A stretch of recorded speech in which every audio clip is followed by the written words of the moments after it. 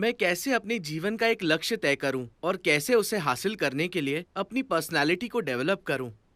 आपके जो सपने, लक्ष्य और आकांक्षाएं हैं, बेहतर होगा कि आप इस पर थोड़ा और समय लगाकर देखें कि क्या ये आपके लिए कोई मायने रखेगा 25 या 50 साल के बाद जब आप मर रहे होंगे। क्या ये फिर भी आपके लिए मायने रखेगा? आपको इस पर गौर करना चाहिए। आप जिस चीज की आकांक्षा कर रहे हैं, जिस चीज का सपना देख रहे हैं, जो लक्ष्य आपने तय किए हैं, क्या वो वास्तव में मायने रखेंगे? क्योंकि इनमें से ज्यादातर लक्ष्य फंदे हैं। वो फंदे हैं, आप उसमें अंदर जाते हैं और फंस जाते हैं, आप वापस नहीं मुड़ सकते। मैं चाहता हूं कि आप इस पर गौर करें, क्योंकि यहां कई लोग आपसे बड़े हैं। उनसे पूछिए, 18 साल की उम्र में उन्होंने जो सपना देखा था, वो खुशकिस्मत हैं कि वो सच नहीं हुआ।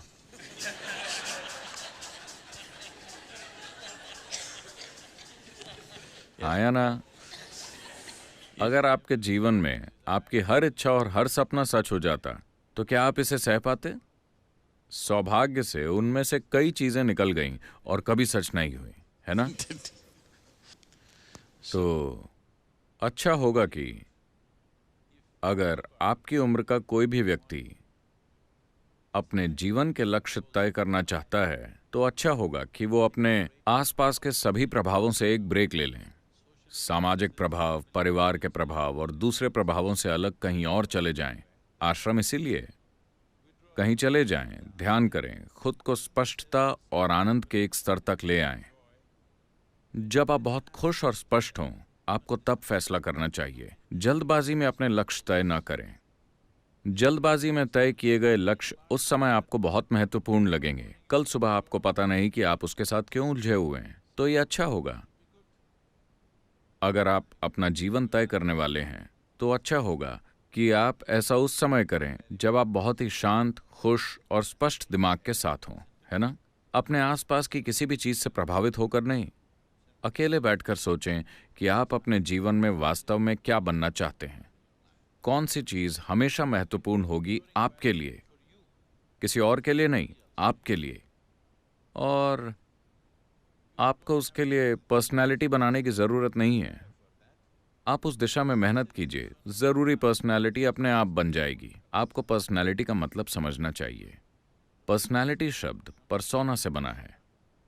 परसोना का अर्थ ग्रीक भाषा में, माफ कीजिए, लैटिन में होता है मुखौटा। एक मुखौटा जिसे पुराने थिएटरों में इस्तेमाल किया जाता था। एक ही व्यक्ति कई किरदार निभाया करता था। मान लीजिए स्टेज पर रामायण चल रही है। आपको राम का किरदार भी निभाना है और सीता का भी और लक्ष्मण का भी। हर किरदार के लिए एक एक मुखौटा है। आप ये मुखौटा लगाकर राम की तरह बोलते हैं, उसे नीचे रखते हैं। ये मुखौटा लगाकर सीता की तरह बोलते हैं, उसे नीचे रखते हैं। ये वाला लगाकर हनुमान की तरह बोलते हैं और फिर नीचे रखते हैं। नाटक इसी तरह किए जाते थे। तो इन मुखौटों को ही परसोना कहा जाता था। तो पर्सनैलिटी का मतलब है कि आपने एक मुखौटा लगाया और वो मुखौटा आपके चेहरे से चिपक गया। आप उसे निकाल नहीं पा रहे। इसका मतलब है कि आपकी एक पर्सनैलिटी है। पर्सनैलिटी ऐसी चीज है जिसे लोग डेवलप करने की कोशिश करते हैं, क्योंकि उन्हें अपने जीव का कोई एहसास नहीं होता। असली चीज के बजाय आप एक नकली चीज को मजबूत बनाने की कोशिश कर रहे हैं। अगर आप अपने जीव के साथ संपर्क में हैं, तो आपको पर्सनैलिटी क्यों चाहिए? इसकी कोई जरूरत नहीं है। आप अलग अलग जगहों पर अलग अलग पर्सनैलिटी रख सकते हैं। आप पहले से ऐसे हैं या एक ही पर्सनैलिटी के साथ अटक गए हैं? कुछ लोग अटक गए हैं। साधारण दिमाग के लोगों की सिर्फ एक पर्सनैलिटी होती है। दूसरे लोगों की जीवन के अलग अलग क्षेत्रों में अलग अलग पर्सनैलिटी होती है ना? अगर आपने मुझे 1999 से पहले देखा होता, यानी ध्यानलिंग की प्राण प्रतिष्ठा से पहले, तो मैं एक बिल्कुल अलग तरह का व्यक्ति था। ठीक है? इस हद तक कि मेरे बारे में हर चीज अलग थी। उससे पहले भी ऐसी चीजें हुई थीं जो मेरे काबू में नहीं थीं, मगर ये जानबूझकर किया गया था।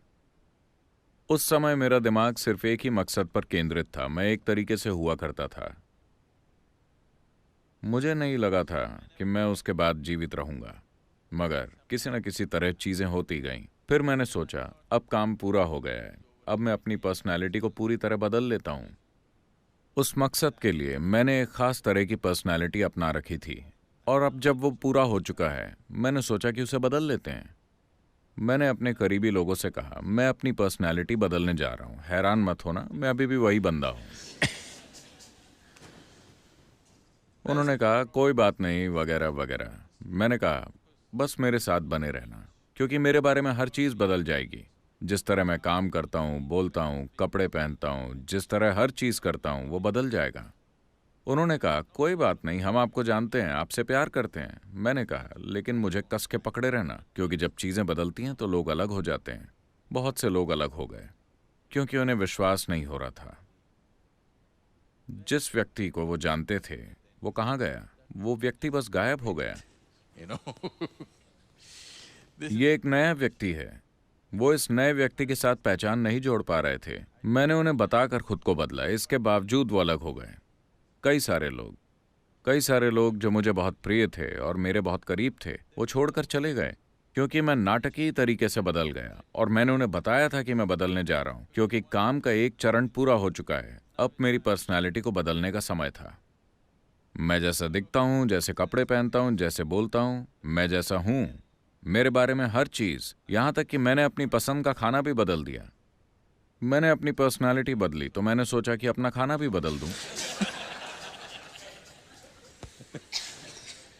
तो पर्सनालिटी ऐसी चीज है जिसे आपने अपनाया है, मगर उसे लेकर आप इतने बेखबर हो गए हैं कि आपको वो असली लगने लगी है। it's, you're asking how to develop, that means you're making it up, right? आप पूछ रहे हैं कि इसे कैसे डेवलप करें, इसका मतलब है कि आप उसे बना रहे हैं, है ना?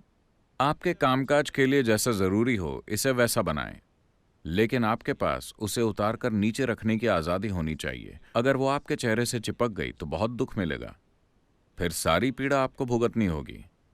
आप किसी भी तरह की पर्सनालिटी अपना सकते हैं, मगर जब आप उसे हटाना चाहें तो आपको उसे हटाने में सक्षम होना चाहिए। एक संत हुआ करते थे, वो इतने बुद्धिमान थे कि लोग उनके पास जाते थे और उनके आसपास भीड़ लगी रहती थी। राजा भी उनके पास गया। उसे लगा कि इतने बुद्धिमान व्यक्ति को उसके दरबार में होना चाहिए। तो उसने संत से कहा आपको मेरा मुख्यमंत्री बन जाना चाहिए, क्योंकि आपके जैसे बुद्धिमान व्यक्ति को पेड़ के नीचे बैठकर अपनी बुद्धि व्यर्थ नहीं करनी चाहिए, आपको लोगों के काम आना चाहिए। संत ने कहा ठीक है, मगर मेरी एक शर्त है, आपको अपने महल में मुझे एक कमरा देना होगा जहां मैं हर दिन 1 घंटा बिताऊंगा। आप कभी उस कमरे में नहीं आएंगे, कभी नहीं पूछेंगे कि ऐसा क्यों है, कभी उसमें जबरदस्ती नहीं घुसेंगे, कुछ नहीं। उस कमरे में आप, आपके नौकर, आपके गुप्तचर, कोई नहीं आ सकता।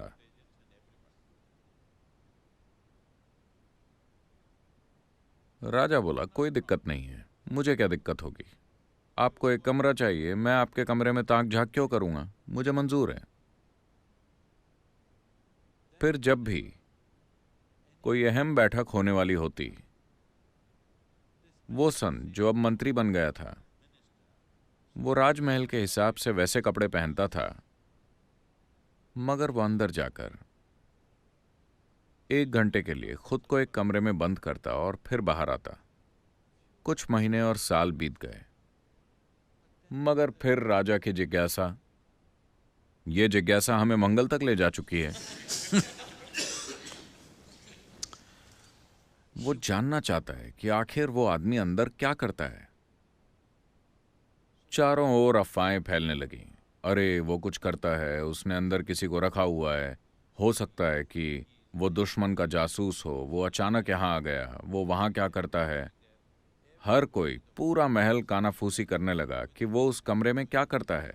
हर कोई उस कमरे में झांकना चाहता है, मगर हमेशा ताला लगा रहता है। वो आदमी अंदर जाता है, थोड़ा समय बिताकर बाहर आता है, खास तौर पर अगर कोई महत्वपूर्ण काम होना है, वो अंदर चले जाता है। हर तरह की अफवाहें उड़ी। तो एक दिन राजा से रहा नहीं गया। राजा ने उस आदमी से पूछा, मैं देखना चाहता हूं कि उस कमरे में क्या है। उसने कहा, आपने मुझसे एक वादा किया था, अगर आप वादा तोड़ते हैं तो मैं चला जाऊंगा। राजा ने खुद पर काबू किया। वो उन्हें खोना नहीं चाहता, वो बहुत बुद्धिमान है। और फिर उसके दूसरे दरबारी उसके कान भरने लगे, आप कुछ क्यों नहीं करते, पता नहीं अंदर क्या चल रहा है, कुछ खतरनाक हो सकता है, ये हो सकता है, वो हो सकता है। एक दिन जब वो नहीं थे, उन्होंने दरवाजा तोड़ा और अंदर चले गए। उन्होंने चारों ओर देखा, कमरा खाली था, कोई फर्नीचर या कुछ भी नहीं, बस खाली कमरा। उन्हें कुछ नहीं मिला। वो यहां क्या करता है? फिर एक कोने में उन्हें बहुत पुराने कपड़े लटके हुए मिले और एक भिक्षा का कटोरा। उन्होंने पास जाकर देखा। उन्हें समझ नहीं आ रहा था कि ये क्या है। फिर वो अंदर आए और बोले, तो देख लिया आपने? राजा ने पूछा, आप यहां क्या करते हैं?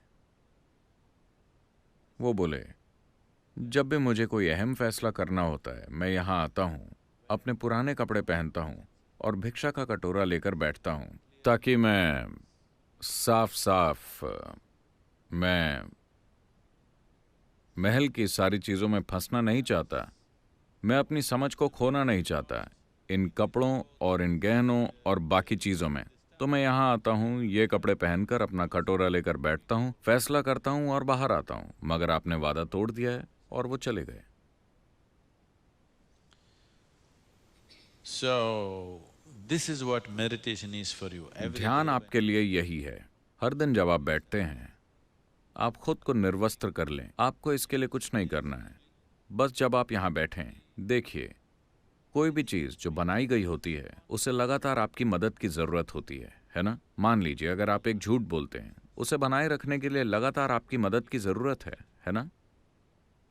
लेकिन अगर कोई चीज सच है, तो आप उसे भूल भी सकते हैं, फिर भी वो मौजूद रहेगी, है ना? आपको मेरी बात समझ आई? अगर कोई चीज सच है, अगर आप उसे भूल भी जाएं, वो फिर भी मौजूद रहेगी। लेकिन अगर वो एक झूठ है, आपको उसे बनाए रखना पड़ेगा। आपकी पर्सनैलिटी एक झूठ है। आपका जीव, आपका अस्तित्व ही सच है। आपको उसे बनाए नहीं रखना है, वो वैसे भी मौजूद रहेगा। आप समाज के लिए जो रूप रचते हैं, समाज में काम करने के लिए आपको एक तरह के मेकअप की जरूरत पड़ती है। आपको उसे उतारने में सक्षम होना चाहिए। अगर आप सोने जाते हैं पूरे मेकअप के साथ, तो आपके साथ कुछ गड़बड़ है।